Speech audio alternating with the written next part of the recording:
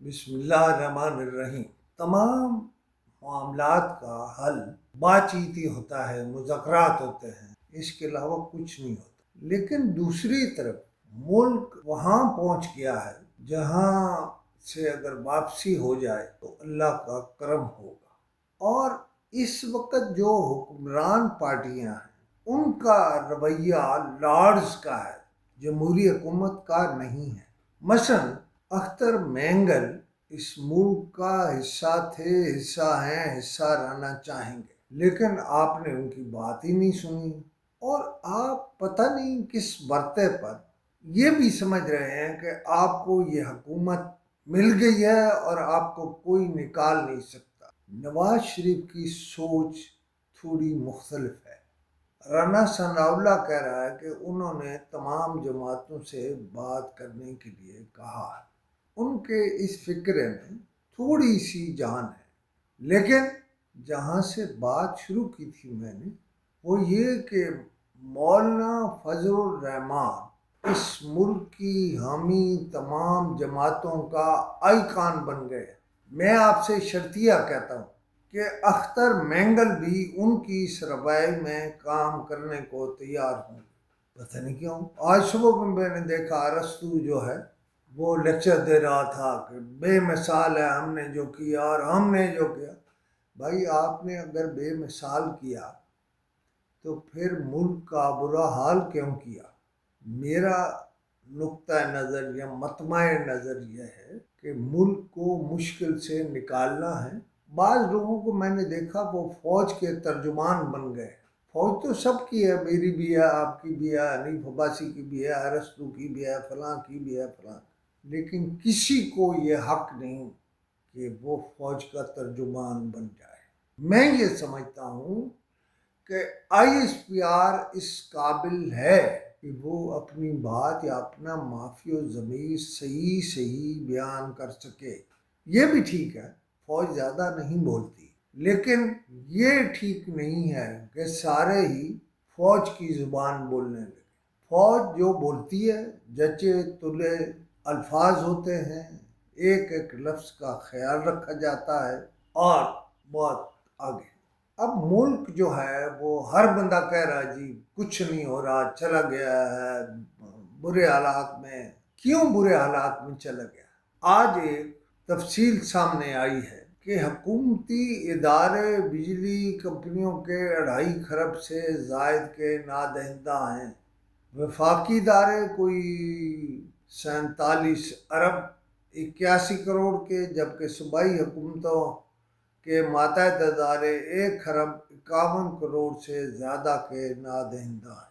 اچھا ان میں سب ہے، وہ آزاد کشمیر جس کا وزیر اعظم کہہ رہا ہے کہ 3 روپے ہم نے ریٹ کرا دیا، اور یہ اسے یہ معلوم ہونا چاہیے کہ وہ 56 ارب 77 کروڑ کے نادہندہ ہیں۔ یہ لوٹ مار، کرپشن، حکومت پر بے جا بوجھ کی بات ہو رہی تھی، تو آپ یہ بھی سن لیں کہ سندھ میں کیا ہو رہا ہے۔ سندھ میں اسسٹنٹ کمشنر کے لیے ٹوٹل جو اسسٹنٹ کمشنرز ہیں ان کے لیے 138 ڈبل کیبن گاڑیاں مانگی گئی ہیں، اور اس کے لیے 2 ارب روپیہ بھی مانگا گیا ہے۔ میں بالکل اس کے خلاف نہیں ہوں، لیکن چادر دیکھ کر پاؤں پھیلائیں۔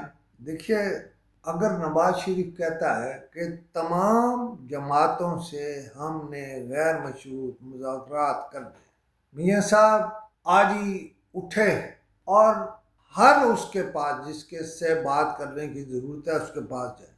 آپ کی شان بڑھے گی، آپ کی شان کم نہیں ہوگی، اور اپنی صاحبزادی کو بھی سمجھائیں کہ وہ جماعت میں بڑے چھوٹے کا لحاظ کریں، جماعت میں ہی نہیں ہر جگہ کریں۔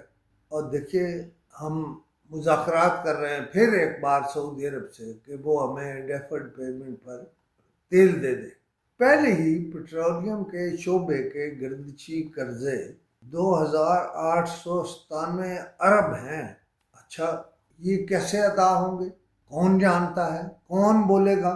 عمران کابینہ نے آئی پی پیز کو ریلیف دیا تھا، یہ کہہ رہے ہیں جناب اویس لغاری۔ اویس لغاری صاحب، یہ کوئی انہونی بات تھی جو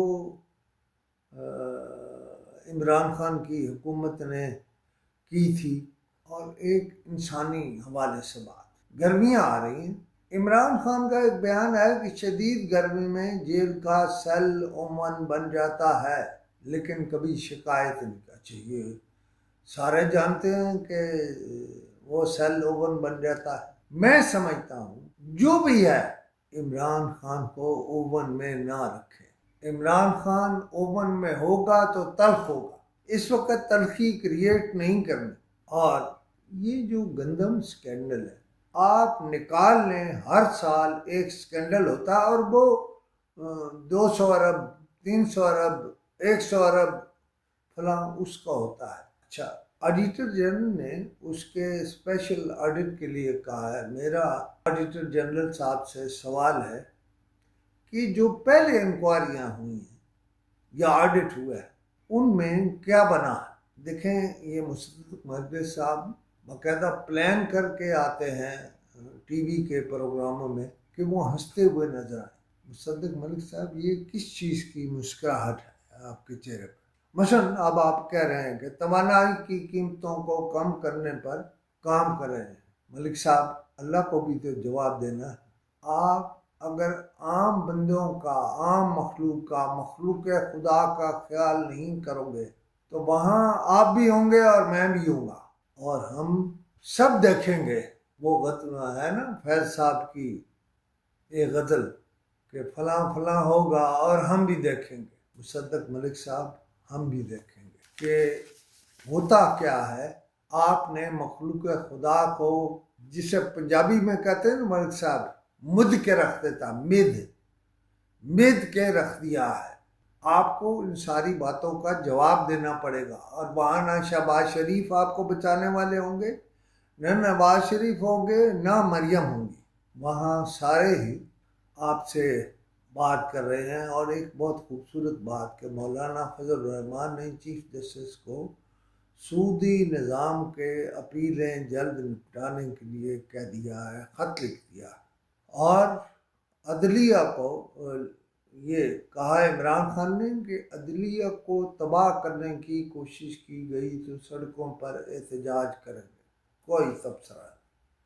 لیکن یہ بیان کیا ہے یہ ذرا سمجھے۔ اور میرا دوست اے این پی کا لیڈر سینیٹر زاہد خان سیاست سے کنارہ کش ہو گیا ہے، اور پارٹی کی قیادت سے اختلاف کی بنیاد پر انہوں نے عہدہ چھوڑ دیا۔ میں آپ کو بہت جلد زاہد خان کے بارے میں بتاؤں گا کہ زاہد خان نے یہ عہدہ کیوں چھوڑا۔ خدا حافظ۔